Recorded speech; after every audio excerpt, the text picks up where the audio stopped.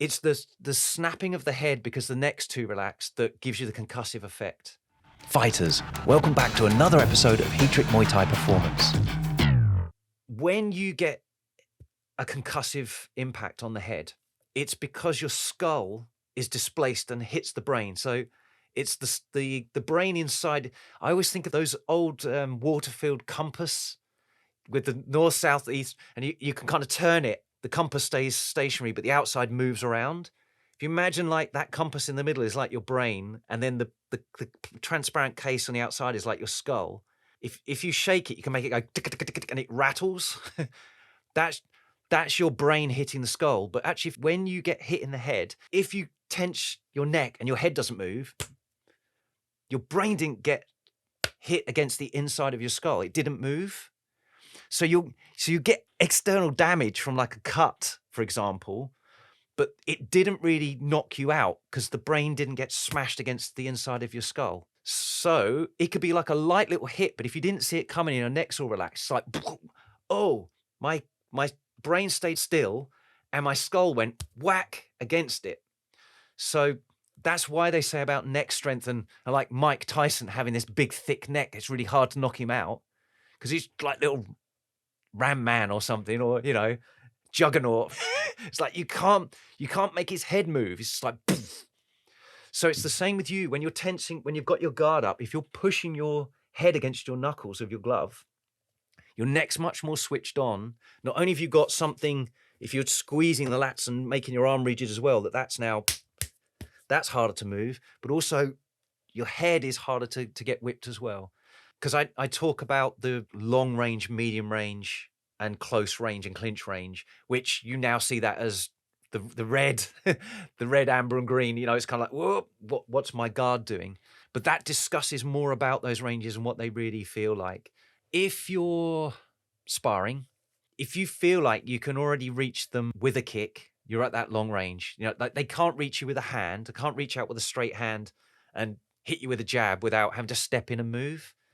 That's that sort of green light zone. So it's like they have got to take a step towards me and I've got time to get my hands up.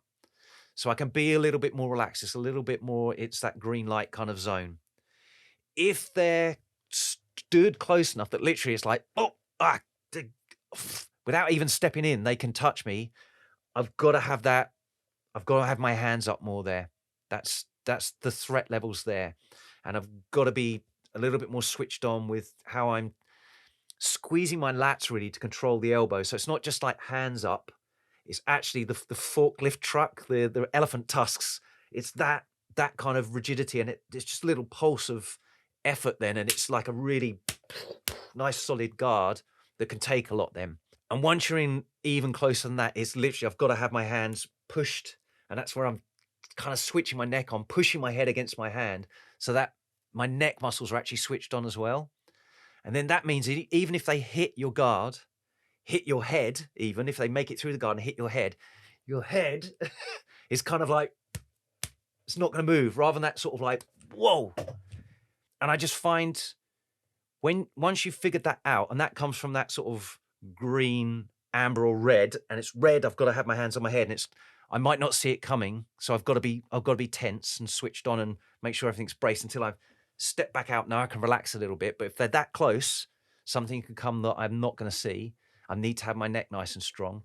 But if you get confident with that, then you can start to relax a bit more about defending yourself in sparring. And it's I'm not getting my head knocked around everywhere. It's almost like, I see it as almost like pulling on a motorcycle helmet and going, go on then, swing away, doom, doom, doom. You're not doing anything. It's like, and then when I can use my footwork then to move out the way, either get out and then I can relax a little bit more, or me, I really loved the clinch. I would do that, come forwards, drive my elbows forwards at someone.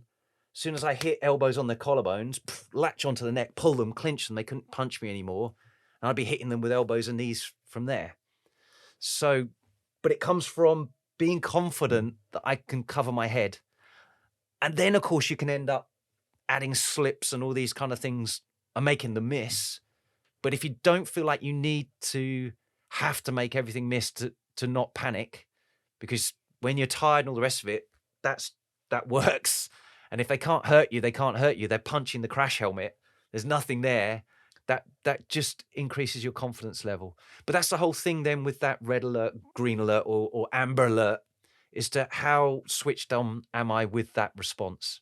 But that's the main thing. It's about stopping those concussive blows.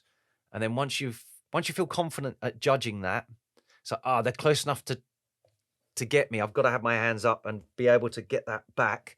And if they've stepped in even closer, my hands are literally on my head. And I'm not going to take them away until the distance is opened up again, whether that's they've moved off or I've used my footwork to move off myself. Thanks for listening. If you found this valuable, please like, subscribe, and share with someone else it could help too. Please give the podcast a review or comment below. We'd love to hear from you. As always, you can visit heatrick.com for more Muay Thai performance podcasts, videos, articles, and guides. Catch you next time.